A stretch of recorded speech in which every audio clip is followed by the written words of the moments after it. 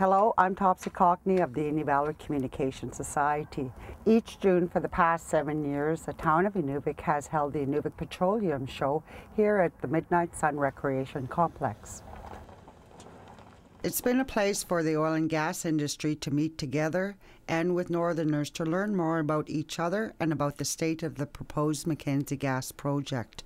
The pipeline is always the main topic of conversation. In past years, company executives have made announcements, and the people who go to the show hang on every word. This year, 2007, is no exception. There were over 600 extra people in town, filling planes, restaurants, and hotels. The exhibition area had lots to look at and people to talk to about their service or their product or the possibility of jobs. But the Mackenzie gas project has been under a cloud recently, with the proponents expressing concerns about the rising costs and the many players expressing frustrations over the slow pace of the regulatory review. To many, the main question of late is whether the pipeline will ever be built. You know, to us it's a cruelty issue because many of us have been through it before, and we've tried to stay the course, and we intend to.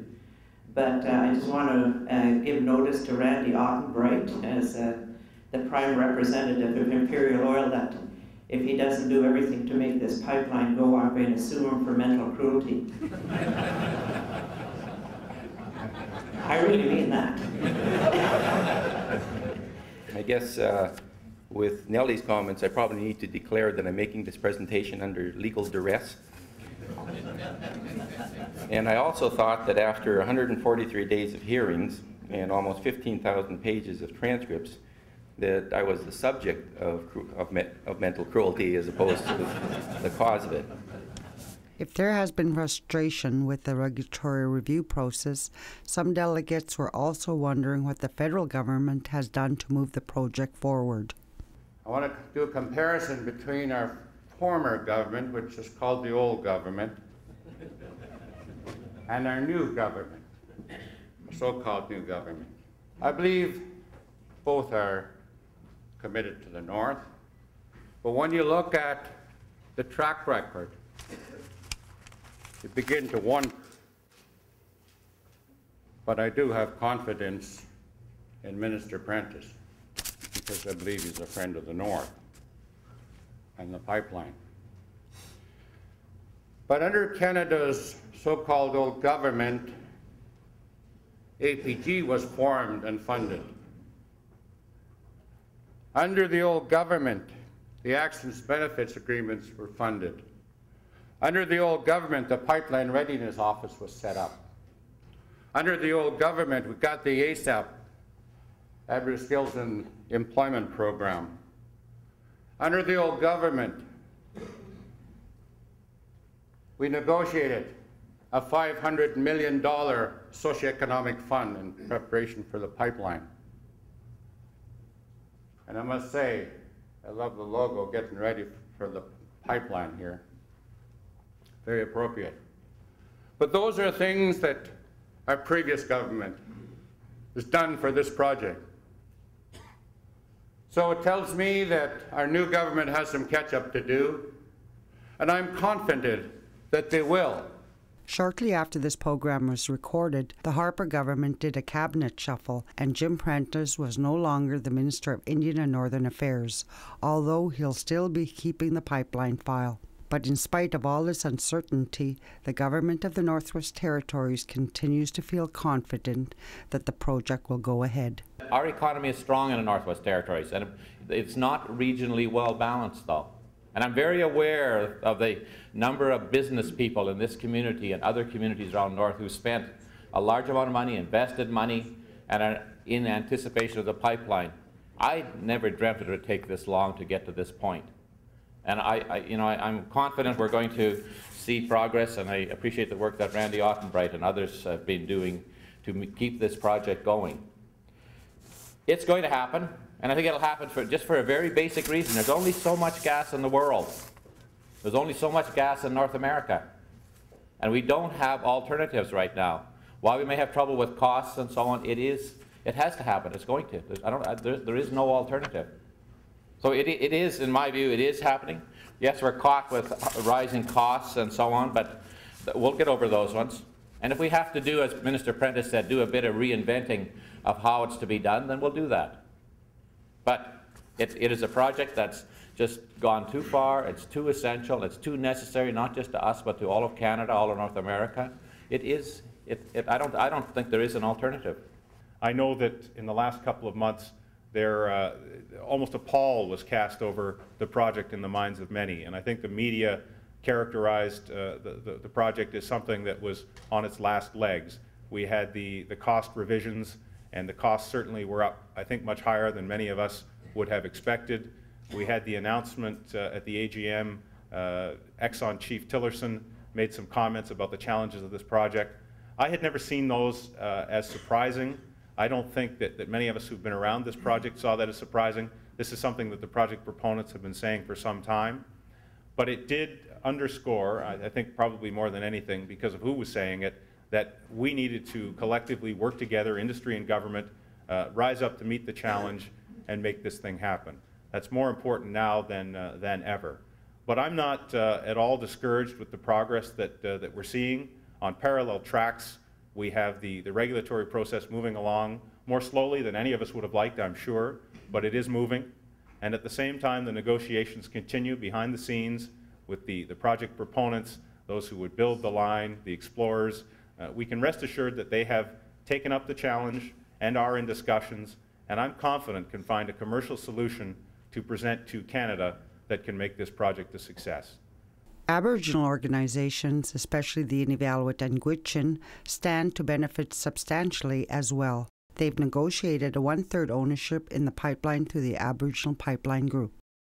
APG is a business deal negotiated by Aboriginal people for Aboriginal people. The deal was negotiated by our board of directors directly with the partners in the Mackenzie Gas project. I can't take any credit for that. When I came on board, the deal was done. We have successfully negotiated the right to secure a 1/3 ownership interest in the Mackenzie Valley Pipeline. As a full partner in the Mackenzie Gas Pipeline, APG has a seat on the board of the pipeline project. We participate in all project committees, and we have a direct voice in how this important project is implemented in the Northwest Territories. Our fundamental commercial arrangements are relatively straightforward. Firstly, and most importantly, the producers sign long-term shipping contracts to ship their gas south on the pipeline. At this point, we have 830 million cubic feet a day signed up under long-term firm contracts. Those contracts are fundamental to APG being able to obtain loans from Canadian banks to finance our interest in this pipeline. The loans will be repaid from APG's share of pipeline revenue, and the balance of the revenue will be returned to our stakeholders in the form of dividends.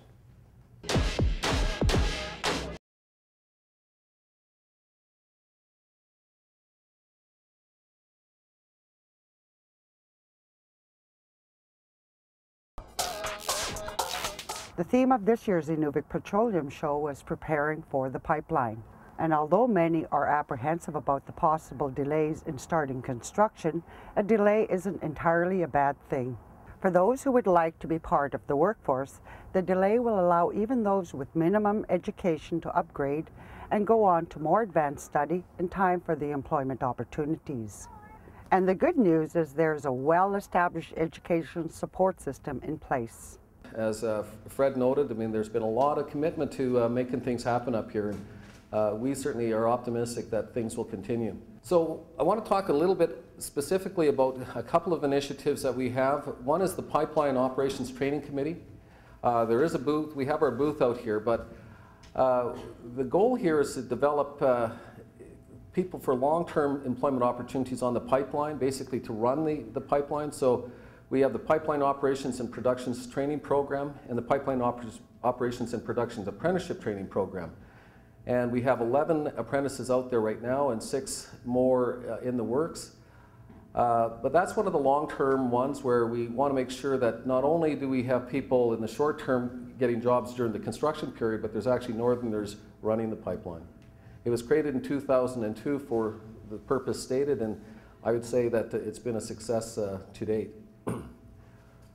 Comprised of the following groups: the Aboriginal Pipeline Group, ATCO, Aurora College, ConocoPhillips, EC&E, Enbridge, Human Resources, Social Development Canada, Imperial Oil Ventures Limited, Northern Student Education Initiative, Shell Canada, TransCanada, and the Aboriginal Human Resource Development Strategy. and their delivery agents, the Inuvialuit Regional Corporation, Dehcho First Nations, Sawtooth, Dene Council, and Gwich'in Tribal Council. We see industry coming in, defining the need, Aboriginal groups recognizing the need to be engaged in this, the territorial government lending support,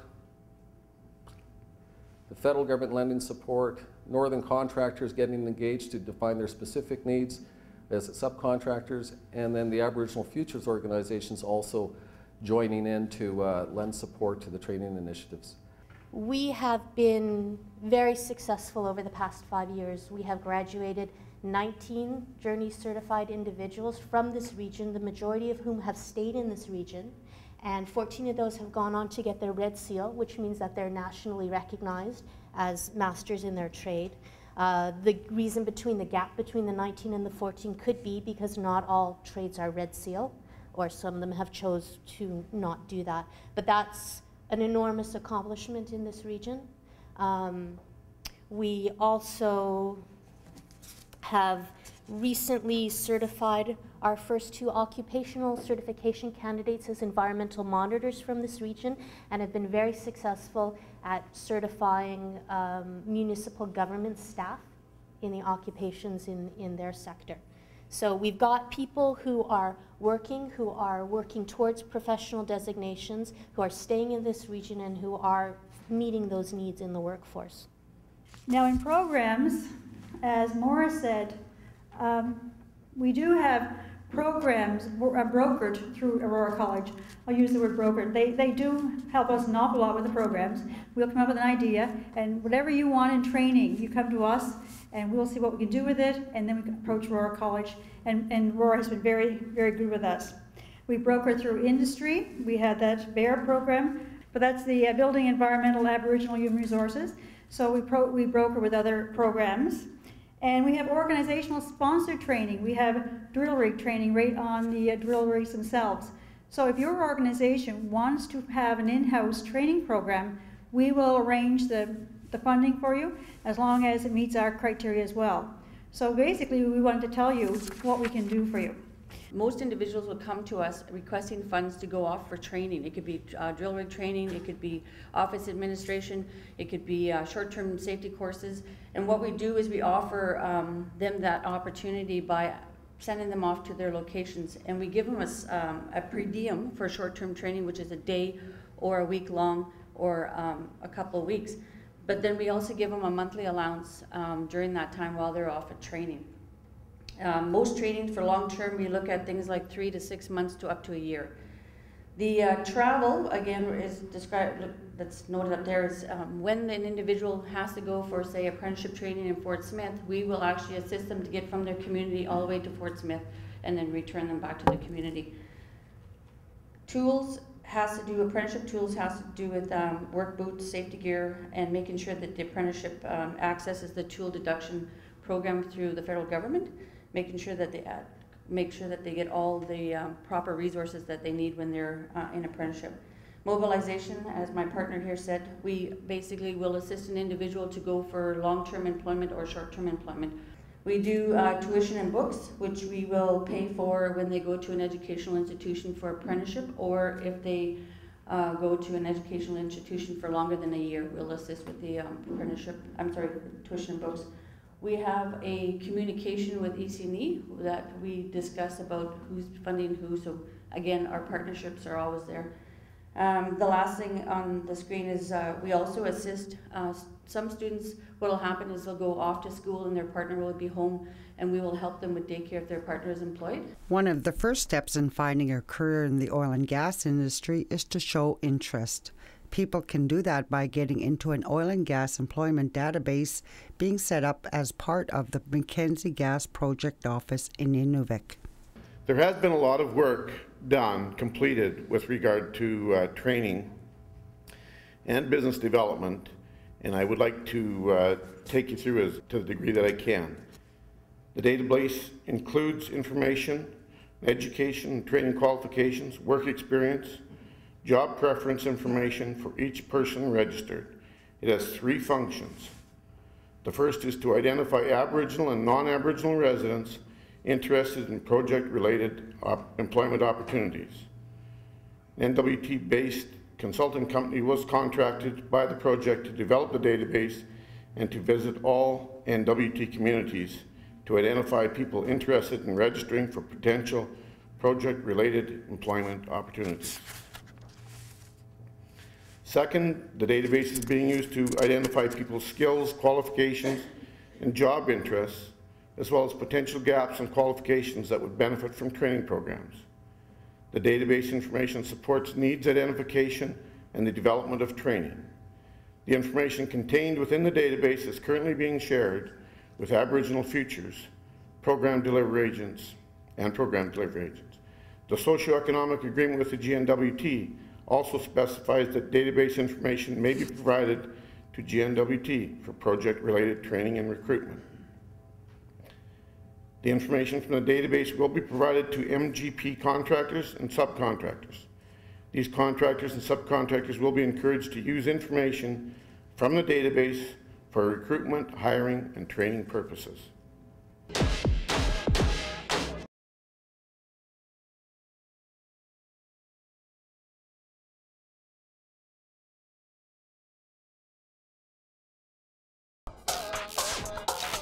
In order for the pipeline to be a success, it will need more than just 3 major producers: Imperial, Shell, and ConocoPhillips. Other exploration groups are expected to eventually add their production to the gas that will be carried south through the pipeline. Every time a new explorer group begins work in the Inuvialuit settlement region, it adds to the economic feasibility of the pipeline. During this year's Inuvik Petroleum show, Calgary-based MGM Energy announced its entry by signing an access and benefits agreement with IRC. It's only one company, but it gives a psychological lift to the project.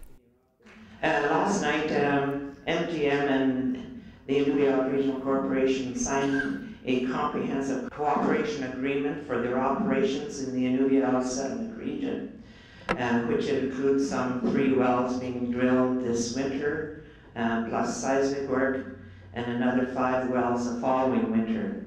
This is good work. This is good for us and good for the community and good for the region. And so the agreement has been signed off, and we begin work almost immediately just to get through the processes.